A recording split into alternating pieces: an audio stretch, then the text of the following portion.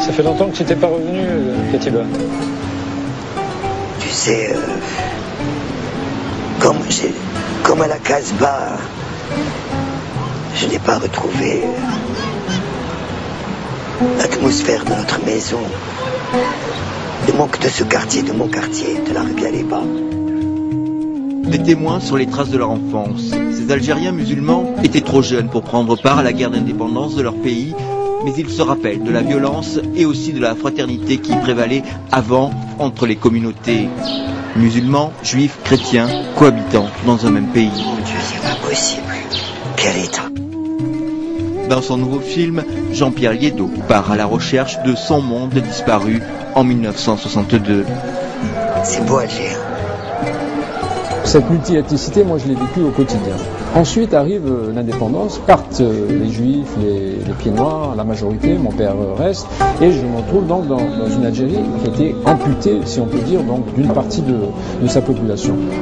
Et en même temps, on ne va plus parler de ça. Ça devient un sujet tabou, c'est complètement refoulé, y compris par moi, et par tout le monde. Avec un père d'origine espagnole et une mère judéo-berbère, le réalisateur est un Algérien atypique. La première de son film à Paris a un goût amer.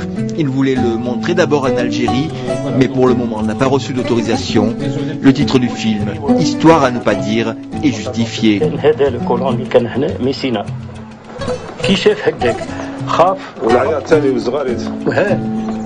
Jean-Pierre Liédot interroge les limites de la violence que doit se donner une guerre juste, une guerre de libération.